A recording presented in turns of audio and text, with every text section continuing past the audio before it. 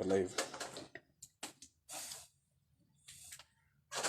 Both of them, first and yeah.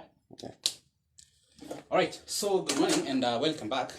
And in this second session, I want us to look at how you determine the enthalpy change for a given reaction, and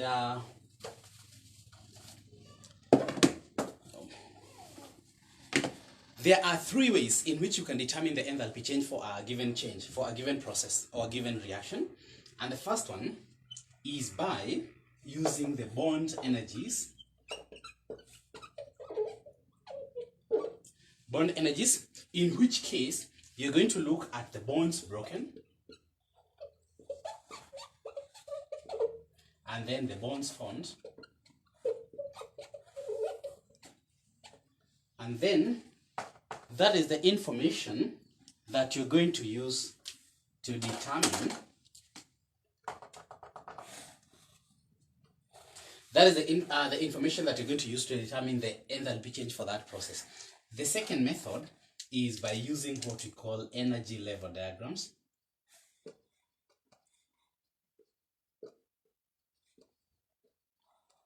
Which is equivalent to using an energy cycle diagram. And this makes use of a law that we call Hess law. Malim, I don't know how clear my marker is. It's faint. It's faint.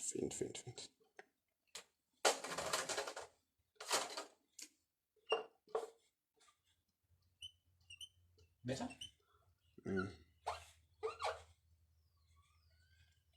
So the second method is by using energy level diagrams or using energy cycle diagrams or thermochemical cycles, which is going to use what we call the Hess law, a law that we're going to discuss in due course. And finally, we can do this by experimentation.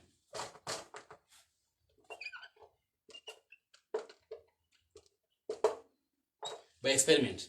So for this, in this lesson, we're going to look at the first one only, and then the second one, the second and the third one will be discussed in our next lesson. So let us talk about bond breaking and bond formation and how that affects or how that leads to energy changes. Now, when a chemical reaction takes place, bonds are broken in the reactants and new bonds are formed in the products. This is what I'm talking about. Consider a reaction in which hydrogen gas is ignited with chlorine gas to give us hydrogen chloride gas, so that we have H2 gas reacting with Cl2, another gas, to give us HCl gas, hydrogen chloride. Of course, this is the same one that becomes hydrogen. It becomes hydrochloric acid when dissolved in water. So consider that reaction. These products will be existing in form of H. So there's a bond between hydrogen and hydrogen, and then this one will be Cl and Cl. So there's a bond between the Cl and the Cl. These bonds will be broken, and then new bonds will be formed, and we have two molecules of HCl. So that we're going to have HCl and HCl. Bonds are broken in the reactants. Bonds are formed in the products, two of them. Now, using that knowledge, we can predict the energy change that will take place in that reaction if we know the following two things. Number one is that bond formation is an exothermic reaction. And bond breaking is endothermic. Bond breaking is endothermic. Bond formation is exothermic. So with this knowledge, we are able to work out this one.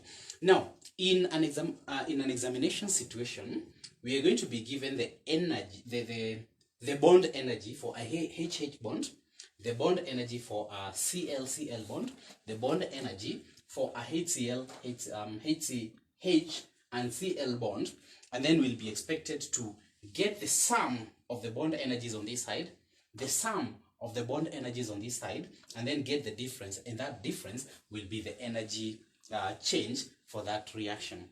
Let me see whether I can get those values for the purposes of this question. Just a minute. Maybe changes.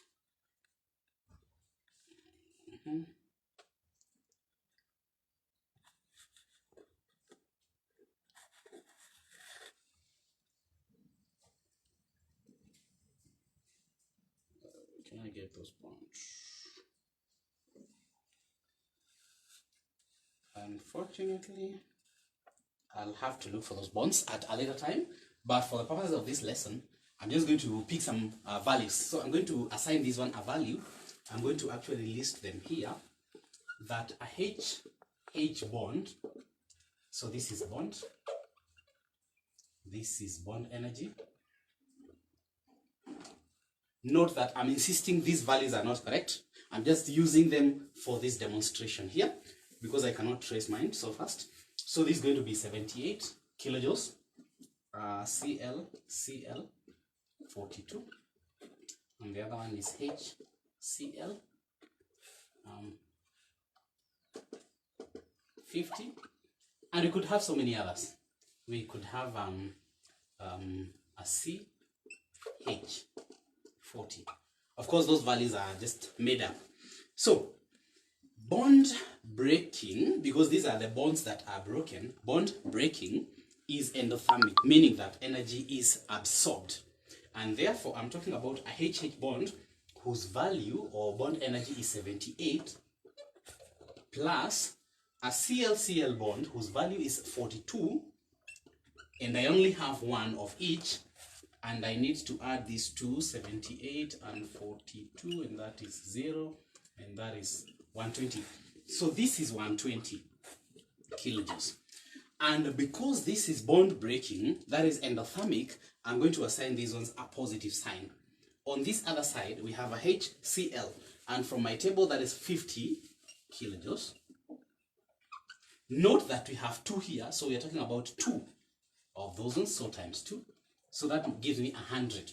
And because this is bond formation, that is going to be exothermic, so I assign that a negative sign.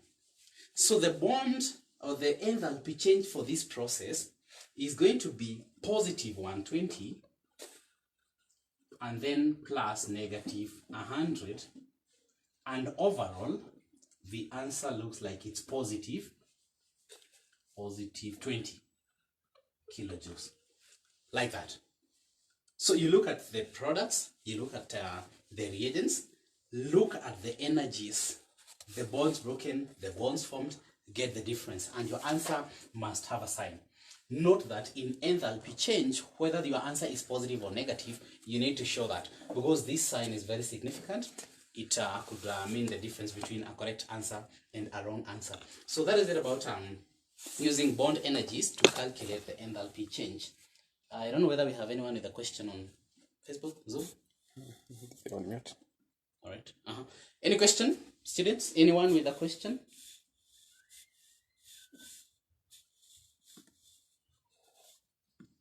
Are they okay? Maybe I could look at, let me just get a question here, so that we do not just stop at a point where we did some made up values there. Are they with us, actually? No. Just mute them. Any questions? That's number 83. Maggie?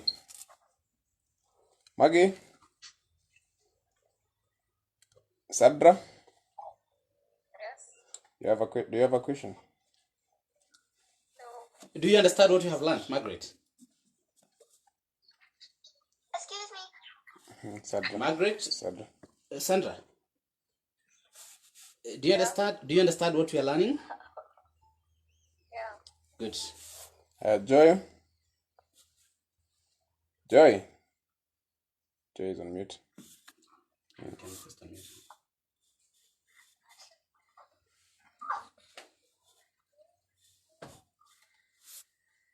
All right, so let's attempt one question here. Let's try one or attempt a question, and then we can call it a day.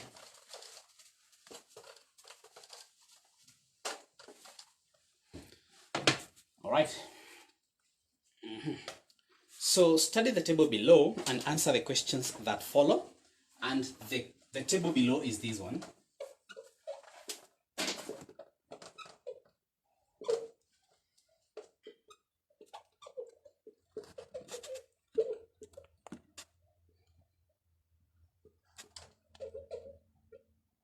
Kilojoule per mole.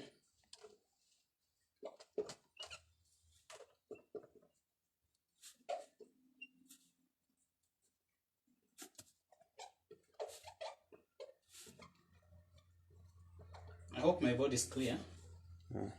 Yeah? Is it clear enough? That's great. Right.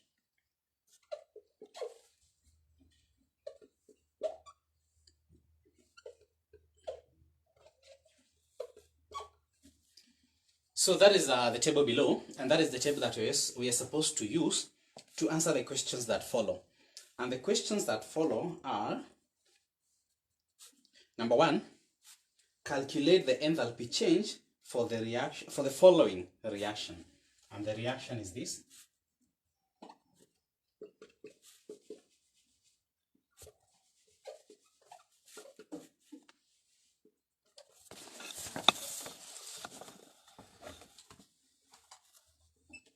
C2H4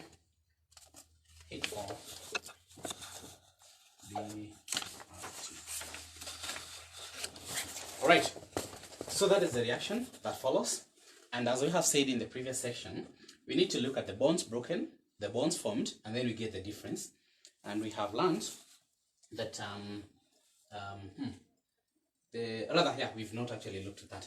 The bonds broken, we need to first of all spread out, or to write this, to draw this structure in an expanded form. So that is going to be CC H H H H. So we have 2 carbons and we have 4 hydrogens. And from your basic organic chem, you know that this one must be a CC double bond, so that we have a carbon surrounded by 1, 2, 3, 4. And we have this carbon surrounded by 1, 2, 3, 4. So I wasn't told that this is a double bond, but from my basic organic chem, I should be in a position to pick that one out. Then this other one is Br and Br. And then on the other side, we have CC. We have H, H, H, H. Those are 4 hydrogens, and then we have 2 Brs. Actually, let me just put them to the extreme ends.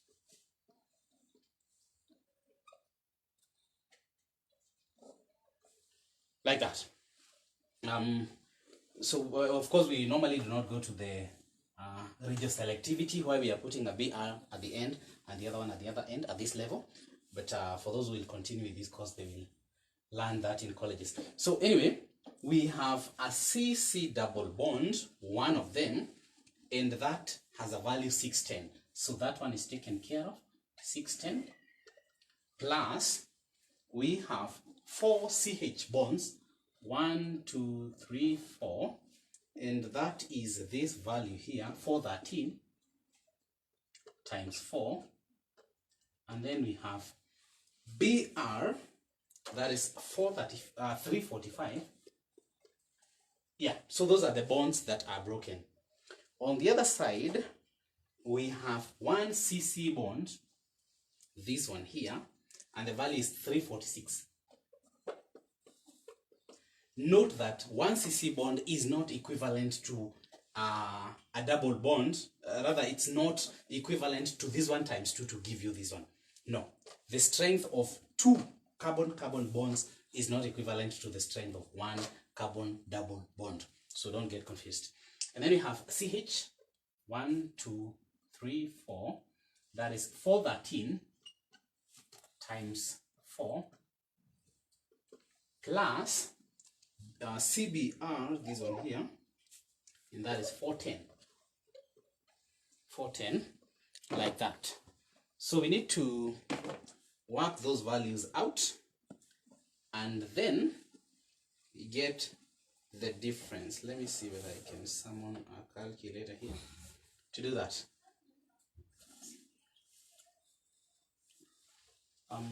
Oh yeah, something is being pointed out that we have a CBR here. Thank you so much, Malim.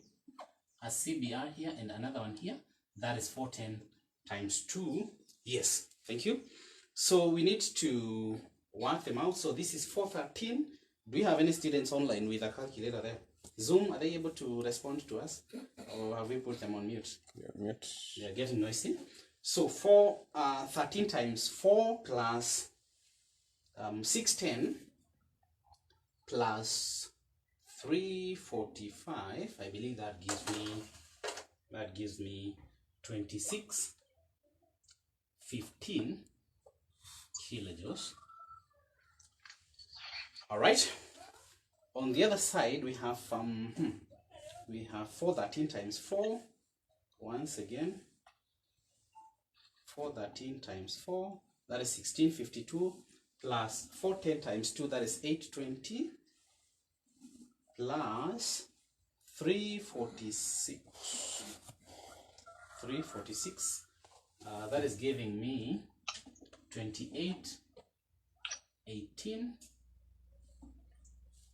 I hope the math is there. All right.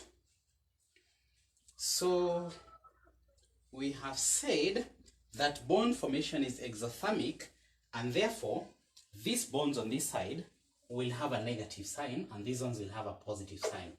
So we need to get the difference, and of course we can see that the negative, or rather the energy released when bonds are formed is higher than the energy absorbed when bonds are broken, and therefore our answer obviously is going to have a negative sign because this side is more. So my answer comes to 20, where's my calculator?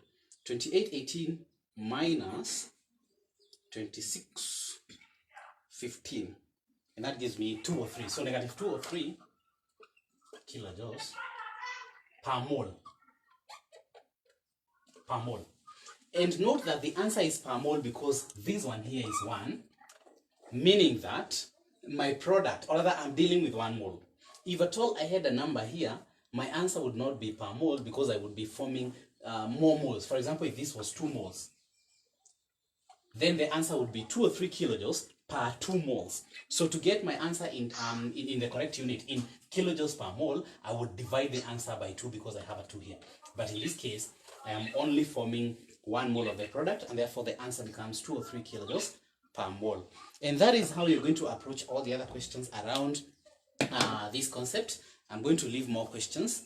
I'm going to post a few on our Facebook page as well as WhatsApp group so that you can do more practice. Until we meet next time, unless you have a question. Do you have any question? They can ask questions from here. I want to add in Facebook. Unless you have any questions.